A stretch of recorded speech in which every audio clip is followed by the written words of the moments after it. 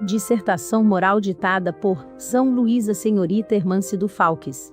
19 e 26 de janeiro de 1858. 1. Um homem soberbo possuía alguns hectares de boa terra, sentia-se envaidecido pelas grandes espigas, que cobriam o seu campo, e olhava com desdém o campo estéril do humilde.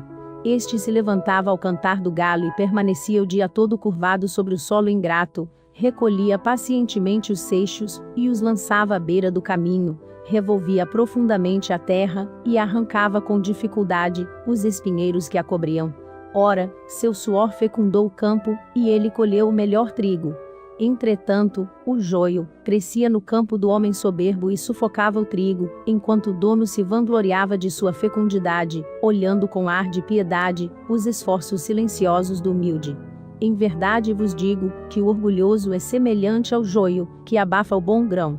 Aquele dentre vós que acredita valer mais que seu irmão, e que disso se vangloria, é insensato. Sábio, porém, é o que trabalha por si mesmo, como humilde em seu campo, sem se envaidecer de sua obra. 2. Havia um homem rico e poderoso, que desfrutava o poder do príncipe, morava em palácios, e numerosos serviçais esmeravam-se por lhe adivinhar os desejos. Um dia suas matilhas acusavam os servos nas profundezas da floresta, quando percebeu um pobre lenhador, que caminhava com muita dificuldade, sob o peso de um feixe de lenha.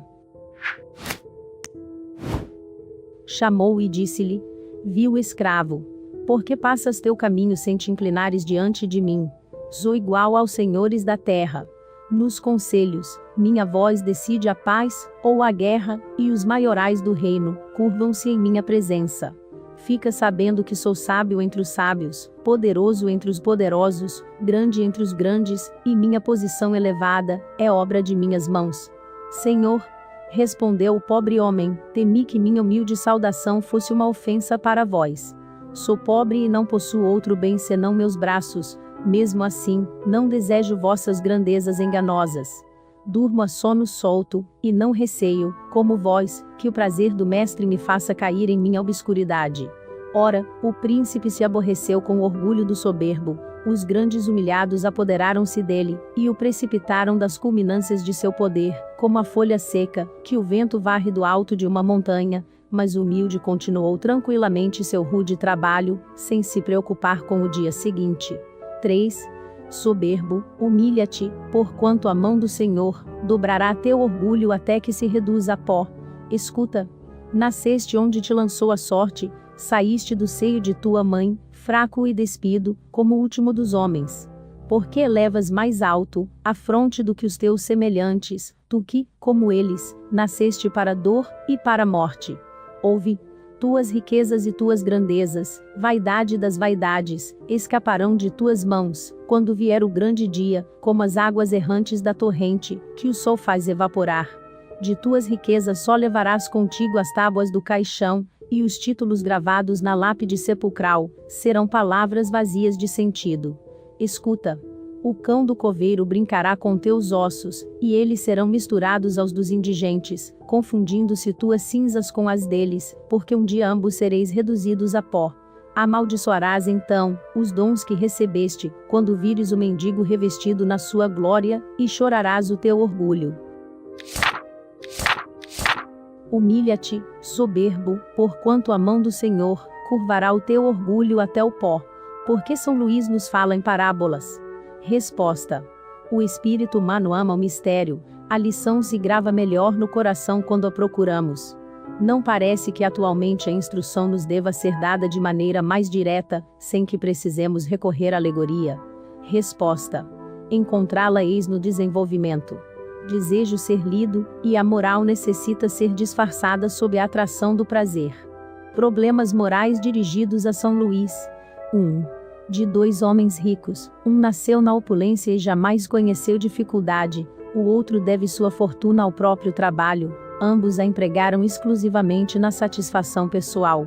Qual dos dois é mais culpável? Resposta. O que conheceu o sofrimento. Ele sabe o que é sofrer. 2. O que acumula incessantemente, sem fazer o bem a ninguém, achará uma desculpa válida em sua consciência, de que acumula para deixar mais aos filhos. Resposta. É um compromisso com a consciência má. 3. De 2 avaros, o primeiro se priva do necessário e morre de precisão sobre o seu tesouro, o segundo só é avarento para os outros, sendo pródigo para si mesmo. Enquanto se nega ao menor sacrifício para prestar um obséquio, ou fazer algo de útil, nada economiza para a satisfação de seus prazeres pessoais. Se lhe pede um favor, está sempre de má vontade. Se quer entregar-se a uma fantasia, nunca lhe falta ensejo de realizá-la. Qual o mais culpado, e qual deles terá o pior lugar no mundo dos espíritos? Resposta: o que goza, o outro já encontrou a sua própria punição. 4. Aquele que em vida não empregou de maneira útil a fortuna, encontra alívio em fazer o bem após a morte, pelo destino que lhe dá? Resposta: não, o bem vale o que custa. Metades eternas. Extraímos a seguinte passagem da carta de um de nossos assinantes. Há alguns anos perdi uma esposa boa e virtuosa, e, malgrado me houvesse deixado 6 filhos, sentia-me em completo isolamento, quando ouvi falar das manifestações espíritas. Logo me encontrava no seio de um pequeno grupo de bons amigos, que todas as noites se ocupavam desse assunto. Nas comunicações obtidas, cedo aprendi que a verdadeira vida não está na terra, mas no mundo dos espíritos, que minha Clemence lá era feliz, e que, como os outros, trabalhava pela felicidade dos que aqui havia conhecido. Ora, eis um ponto sobre o qual desejo ardentemente ser por vós esclarecido. Uma noite, dizia eu a minha Clemence: querida amiga, porque, apesar de todo o nosso amor, acontecia que nem sempre nos punhamos de acordo nas diferentes circunstâncias de nossa vida comum, e porque muitas vezes éramos forçados a nos fazer mútuas concessões, para vivermos em boa harmonia. Ela me respondeu isto: meu amigo, éramos pessoas honradas e honestas, vivemos juntos, e poderíamos dizer, do melhor modo possível nesta terra de provas, mas não éramos nossas metades eternas. Tais uniões são raras na terra, podem ser encontradas, entretanto representam um grande favor de Deus. Os que desfrutam dessa felicidade, experimentam alegrias que te são desconhecidas. Podes dizer-me, repliquei, se vês tua metade eterna? Sim, diz ela, é um pobre coitado que vive na Ásia. Só poderá reunir-se a mim dentro de 175 anos, segundo a vossa maneira de contar. Reunir-vos-eis na terra, ou num outro mundo. Na terra. Mas escuta. Não te posso descrever bem a felicidade dos seres assim reunidos. Rogarei a Heloísa e a Abelardo que te venham informar. Então, Senhor, esses 2 seres felizes vieram nos falar dessa indizível felicidade. A nossa vontade, disseram eles, 2 não fazem mais que 1, viajamos nos espaços, desfrutamos de tudo, amamo-nos com um amor sem fim, acima do qual só pode existir o amor de Deus e dos seres perfeitos. Vossas maiores alegrias não valem um só de nossos olhares, um só de nossos apertos de mão. A ideia das metades eternas me alegra.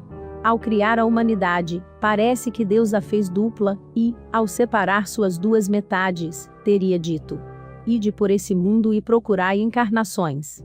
Se fizerdes o bem, a viagem será curta, e permitirei a vossa união. Do contrário, muitos séculos se passarão, antes que possais desfrutar dessa felicidade. Tal é, parece-me, a causa primeira do movimento instintivo, que leva a humanidade a buscar a felicidade, felicidade que não compreendemos, e que não nos damos ao trabalho de compreender.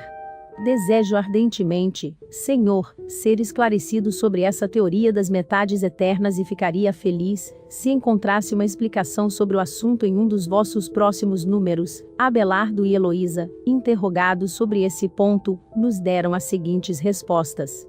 As almas foram criadas duplas?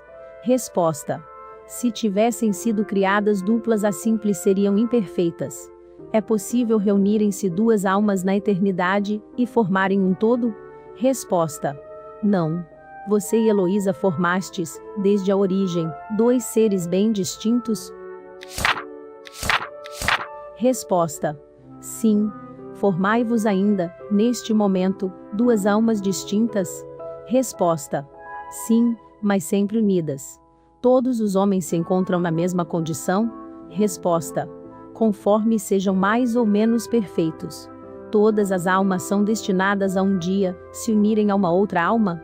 Resposta: cada espírito tem a tendência de procurar um outro espírito que lhe seja afim, a isso chama simpatia. Nessa união há uma condição de sexo? Resposta: as almas não têm sexo. Tanto para satisfazer o desejo de nosso assinante quanto para nossa própria instrução, dirigimos ao Espírito São Luís as seguintes perguntas. 1. As almas que devem unir-se estão, desde suas origens, predestinadas a essa união e cada um de nós tem, na alguma parte do universo, sua metade, a que fatalmente um dia se reunirá. Resposta: não, não há união particular e fatal de duas almas. A união que há é a de todos os espíritos, mas em graus diversos, segundo a categoria que ocupam, isto é, segundo a perfeição que tenham adquirido. Quanto mais perfeitos, tanto mais unidos. Da discórdia, nascem todos os males humanos, da concórdia resulta completa felicidade. 2. Em que sentido se deve entender a palavra metade, de que alguns espíritos se servem, para designar os espíritos simpáticos? Resposta: a expressão é inexata. Se um espírito fosse a metade do outro, separados os dois, estariam ambos incompletos. 3. Se dois espíritos perfeitamente simpáticos se reunirem, estarão unidos para todo sempre, ou poderão separar-se e se unirem a outros espíritos? Resposta: todos os espíritos estão reciprocamente unidos. Falo dos que atingiram a perfeição. Nas esferas inferiores, desde que um espírito se eleva, já não simpatiza, como dantes, com os que lhe ficaram abaixo. 4. Dois espíritos simpáticos são complemento um do outro, ou a simpatia entre eles existente, é resultado de identidade perfeita. Resposta: a simpatia que atrai um espírito a outro resulta da perfeita concordância de seus pendores e instintos. Se um tivesse que completar o outro, perderia a sua individualidade. 5. A identidade necessária à existência da simpatia perfeita apenas consiste na analogia dos pensamentos e sentimentos, ou também na uniformidade dos conhecimentos adquiridos. Resposta: na igualdade dos graus de elevação. 6. Podem tornar-se simpáticos futuramente espíritos, que no momento não são. Resposta: todos o serão. Um espírito, que hoje está numa esfera inferior, ascenderá, aperfeiçoando-se, a em que se acha tal outro espírito. E ainda mais depressa se dará o encontro dos dois, se o mais elevado, suportando mal as provas a que se submeteu, demorou-se no mesmo estado. 7. Podem deixar de ser simpáticos um ao outro, dois espíritos que já o sejam. Resposta: certamente, se um deles for preguiçoso. Essas respostas resolvem perfeitamente a questão. A teoria das metades eternas encerra uma simples figura, representativa da união de dois espíritos simpáticos. Trata-se de uma expressão usada até na linguagem vulgar, e que se não deve tomar ao pé da letra. Não pertencem, de certo, a uma ordem elevada, os espíritos que a empregaram. Sendo necessariamente limitado o campo de suas ideias, exprimiram seus pensamentos com os termos, de que se teriam utilizado na vida corporal. Não se deve, pois, aceitar a ideia de que, criado um para o outro, dois espíritos tenham fatalmente de reunir-se um dia na eternidade, depois de estarem separados por tempo mais ou menos longo.